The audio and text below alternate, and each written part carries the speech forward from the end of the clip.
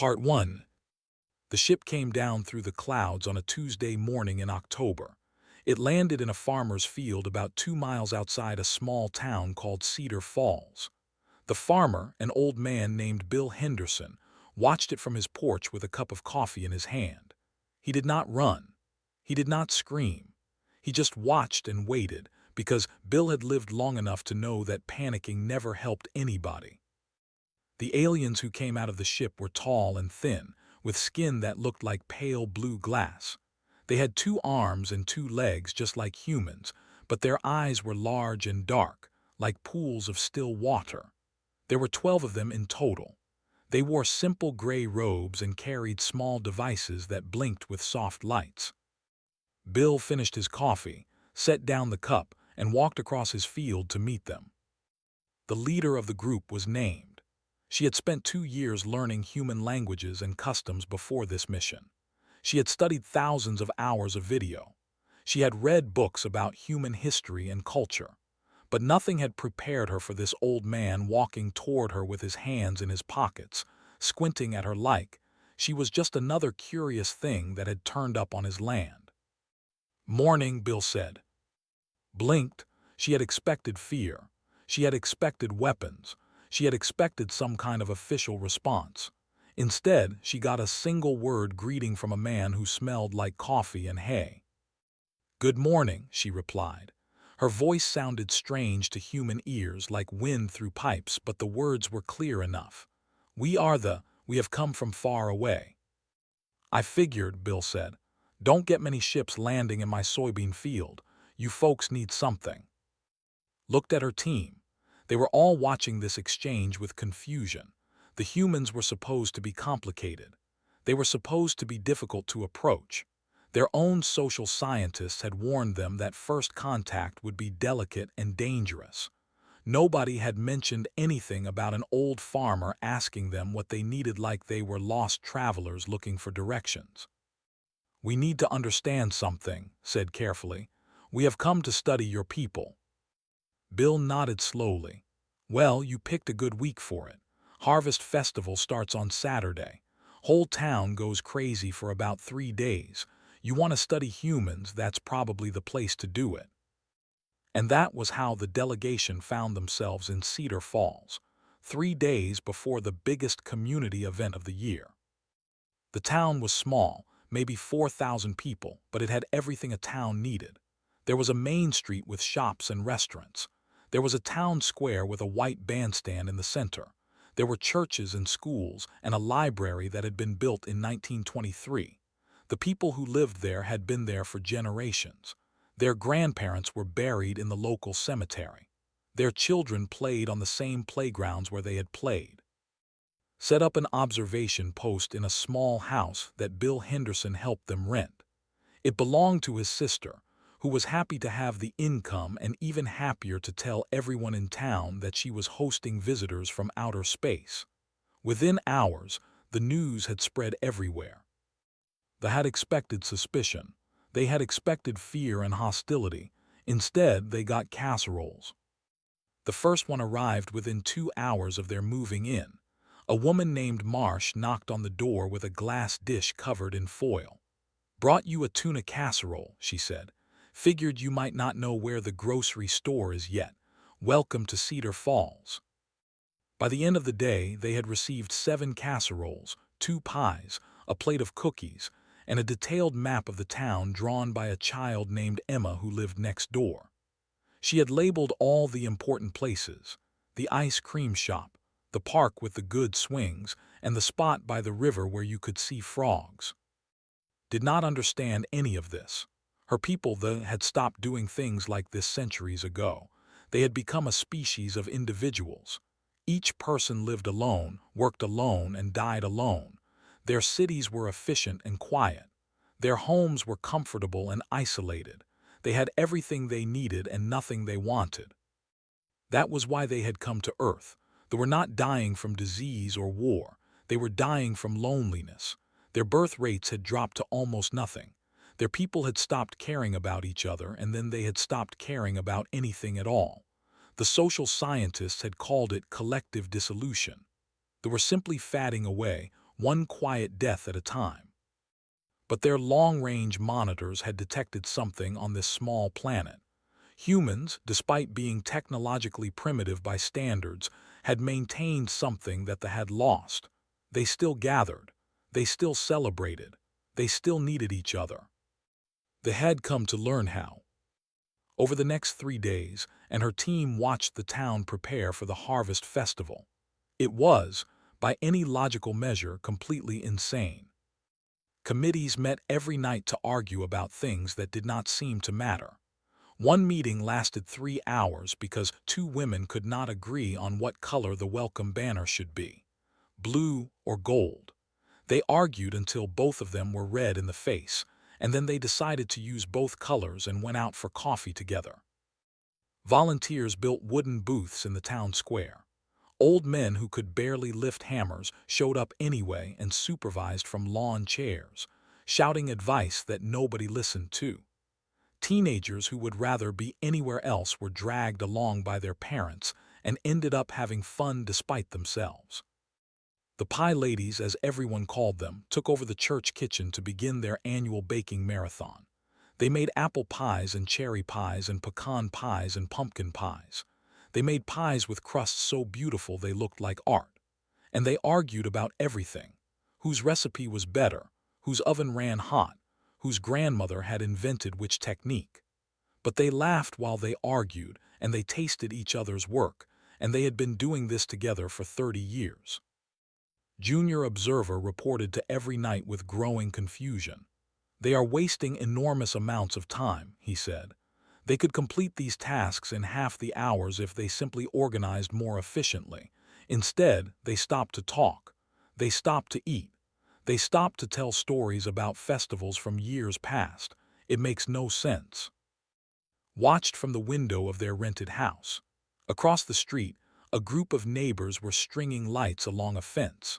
One of them had brought a radio, and old music played while they worked. A small child ran between them, tangling herself in the light strings, and everyone stopped to untangle her while laughing. "Perhaps efficiency is not the point," said quietly. She thought about her home. She thought about the empty streets and the silent buildings, and the long years she had lived without ever knowing her neighbors' names. She thought about how they had optimized everything until there was nothing left but optimization itself. The humans were doing something different. They were not just building a festival, they were building connections. Every argument, every shared meal, every story about the past was another thread in a web that held them all together. The festival was not a product, it was a process. On Friday night, walked through the town square alone. The booths were almost finished. The lights were hung. The banner, blue and gold, stretched across the entrance. Tomorrow, thousands of people would fill this space. They would eat food and play games and listen to music. They would see friends they had not seen in months. They would remember people who had died and welcome babies who had been born. An old woman was sitting on a bench near the bandstand. Recognized her as one of the Pie Ladies. Her name was, and she was 83 years old. "Sitting down?" asked, patting the bench beside her. Sat for a long moment, neither of them spoke. "You know what I love about this festival," said finally. "Same thing happens every year. Same pies, same games, same arguments, and every year it feels brand new because the people change, kids grow up, old folks pass on, new families move in, but the festival stays. It gives us a place to keep coming back to, a reason to keep choosing each other." Did not fully understand, but she was beginning to. And tomorrow, the festival would begin. Part 2. The morning of the Harvest Festival arrived with clear skies and cool air. By 7 o'clock, the town square was already full of people. Farmers brought trucks loaded with pumpkins and corn. Volunteers set up tables and chairs. Children ran everywhere, too excited to sit still, while their parents chased after them with jackets they refused to wear. Stood at the edge of the square and watched. Her team had spread out through the festival to observe different areas, was at the children's games.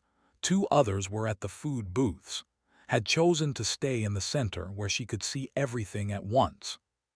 She had never seen so many people in one place just to be together. On her home world, crowds only formed for specific purposes: work, transportation, or official ceremonies. Those gatherings were silent and efficient. People arrived, completed their business, and left. Nobody spoke to strangers. Nobody stopped to enjoy the moment. Here, everything was different. The noise alone was overwhelming. People were talking, laughing, shouting greetings across the square. A band was setting up on the bandstand, testing their instruments with bursts of music. Somewhere, a child was crying because she had dropped her ice cream, and three strangers immediately stopped to help her parents calm her down. "It's chaos," said through their communication device. "Absolute chaos. There is no central organization. No one is in charge." But could see that was not quite true. There was no single person in charge, but everyone was in charge of something. The pie ladies ran the baking contest. A group of old men organized the parking. The high school students managed the game booths. The mayor walked around shaking hands and solving small problems, but he was just one part of a much larger system. It was not chaos.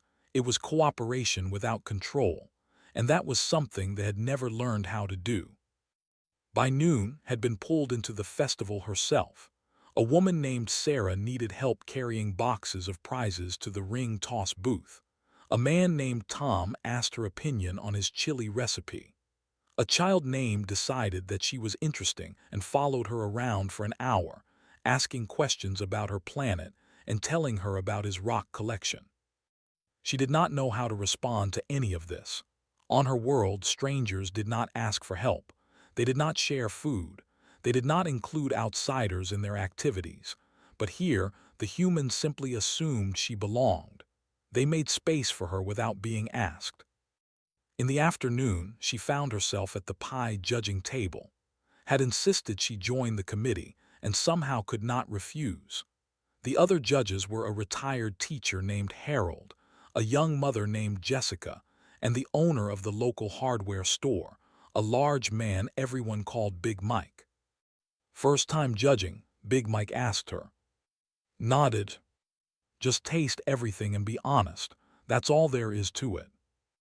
It was not all there was to it. For the next 2 hours, learned about the politics of pie.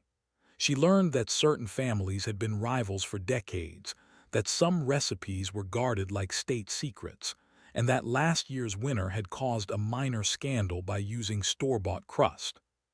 The pies themselves were beautiful, golden crusts filled with apples and berries and nuts and cream.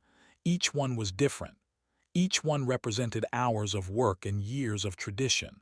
Some bakers had been entering this contest since they were children. Their grandmothers had entered before them. When the tasting was done, the judges gathered to discuss. Big Mike thought the apple crumble was the clear winner. Jessica preferred the mixed berry. Harold argued passionately for a lemon meringue that he called a work of art. Listen to them argue. They disagreed strongly. Their voices rose.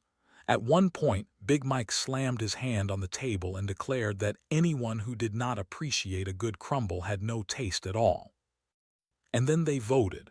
The mixed berry won by 1 vote. Big Mike sighed heavily.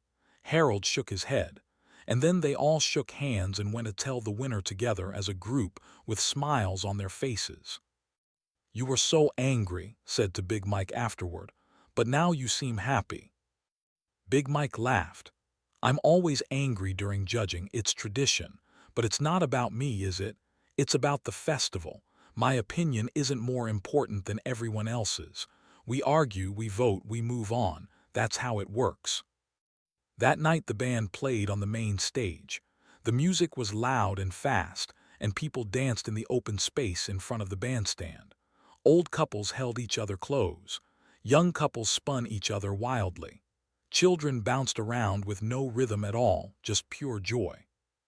Stood at the edge of the crowd and watched a family dancing together. There were 3 generations, a grandmother, her daughter, and 2. They were all terrible dancers. Their movements did not match the music. They stepped on each other's feet, but they were laughing so hard they could barely stand. A hand touched her arm. It was the old pie lady. "You look lost," said. "I am trying to understand," admitted. "Your people put so much effort into this. 3 days of celebration, months of preparation, for what purpose? The work is inefficient. The results are temporary. Tomorrow it will all be over." Was quiet for a moment, then she said, "Come with me." She led away from the crowd to a quieter corner of the square. There was a wall there covered with photographs, hundreds of them going back decades, photos of past festivals, photos of people dancing, eating, winning contests, setting up booths. "See that man there?" Pointed to a faded photograph of a young man holding a blue ribbon. "That's my husband, James. He won the pie-eating contest in 1962. He was so proud, told everyone about it for years." She pointed to another photo. "That's my daughter's first festival. She was 3, threw up after too much cotton candy. Worst day of her life," she said. "Now she brings her own kids every year." Another photo. "That's the year the storm hit, 1978, knocked down half the booths. Everyone worked together to rebuild them in 4 hours. People still talk about it." Looked at the wall of photographs. It was not just a record of events. It was a record of connections. Every photo showed people together. Every photo was a story. And the stories were not about the festival itself. They were about the people who shared it. "The festival gives us something to return to," said. "Life is hard, you know. People move away. People die. Things change. But the festival is always here. Every year we come back to this place and we remember who we are. We remember that we belong to each other." She looked at with kind, tired eyes. "That's the purpose. Not the pies or the games or the music. The purpose is that we keep choosing to come back. We keep choosing each other. And that's what holds us together." Felt something shift inside her. She had been looking for a system, a method, a technique that could be and applied, but that was not what the humans had. What the humans had was a practice, a habit of connection. They did not just decide to belong to each other once. They decided it over and over, every year, every generation, through shared work and shared celebration and shared memory. They had tried to solve loneliness with logic. They had failed because loneliness was not a problem to be solved. It was an absence to be filled. And you could only fill it by showing up, again and again, for people who showed up for you. On the wall of photographs, noticed empty spaces, places where new photos would be added, room for stories that had not happened yet. The festival was not just about the past. It was about the future. Every celebration was an invitation. Every tradition was a promise. The people of Cedar Falls were saying, with every pie and every dance and every argument about banner colors, "We will be here next year. Will you?" Looked back at the crowd. The music had slowed. People were holding each other, swaying gently under the strings of lights. The festival was almost over, but already she knew they were thinking about next year. And for the first time, understood what her people had lost. Part 3. The final day of the Harvest Festival began with rain. It started just before dawn, a gentle shower that turned into a steady downpour by mid-morning. Watched from the window of the rented house as water streamed down the glass. She expected the festival to be canceled. The booths were made of wood. The electrical equipment could be damaged. The ground would turn to mud. By any logical measure, continuing made no sense. But the humans did not cancel. By 8 o'clock, volunteers were already in the square, stretching tarps over the booths and laying down wooden boards to create walkways through the mud. Families arrived with umbrellas and rain boots and trash bags they wore as ponchos. Children splashed in puddles while their parents set up folding chairs under makeshift shelters. "They are still coming," said, amazed. "The conditions are terrible. Why would they still come?" Pulled on her coat. "Let's find out." In the square, she found Big Mike helping a group of teenagers secure a tarp over the food booths. Rain was running down his face, but he was grinning. "Good morning for a festival," he shouted to her. "The weather is terrible," replied. Big Mike laughed. "Weather's always terrible for something. If we canceled every time things got hard, we'd never do anything. Besides, the rain's half the fun. Everyone's got a story about the rainy festivals. My grandmother talks about 1951 like it was the best year ever. Rained so hard the bandstand flooded. They moved the whole thing into the church, played music until midnight." Stories thought. That was what the humans were always making. Not just memories, but stories they could tell each other. Stories that said, "Remember when we made it through together. Remember when things were hard and we kept going anyway." They had no such stories. They had data. They had records. But they had nothing to tell each other around the fire, nothing to pass down through generations, nothing to bind them together except the cold facts of their existence. By afternoon, the rain had stopped, and the clouds broke apart to reveal a pale blue sky. The mud remained, but nobody seemed to mind. If anything, the difficult morning had made the afternoon more joyful. People were laughing about their soaked clothes and ruined shoes. Someone had started a game of mud sliding with the children. A local news crew arrived to film the heroic volunteers who had saved the festival. Spent the final afternoon walking through the crowd. She saw Jake, the young man who organized the setup cruise, sharing a funnel cake with his girlfriend. She saw Marsh, the casserole lady, teaching a group of children how to make flower crowns. She saw Bill Henderson, the farmer who had first greeted them, sitting on a bench with his wife of 50 years, watching the crowd and holding hands. She saw Harold, the retired teacher, standing alone by the photography wall. He was looking at an old picture. When approached, she saw that the photo showed a woman in a yellow dress, laughing. "My wife," Harold said quietly. "She passed last spring, 43 years of marriage, 43 festivals together." "I am sorry," said. Harold shook his head. "Don't be, I'm grateful, I'm so grateful." He touched the photograph gently. "She loved this festival. Every year she'd spend weeks planning our costumes. Matching outfits, she called them. I felt ridiculous most of the time, but she was so happy." He was quiet for a moment. Then he said, "I almost didn't come this year. After she was gone, I thought, what's the point? But then I realized that's exactly why I had to come. Because this is where we were happiest. Because her spirit is in this place. Because showing up is how I honor what we had." Watched him return to the crowd. He found a group of friends and joined them. They put their arms around him. Someone handed him a cup of cider. He smiled. That evening, the festival held its closing ceremony. The entire town gathered in the square as the sun began to set. The mayor made a short speech, thanking the volunteers and announcing next year's dates. The crowd cheered. Then walked to the microphone. She was carrying a candle. "Every year," she said, "we end with a moment of remembrance. We light candles for those who are no longer with us. Friends, family, neighbors, the people who helped make this community what it is." Volunteers moved through the crowd, handing out small candles. One by one, people lit them. The square filled with a soft glow, hundreds of tiny flames flickering in the evening air.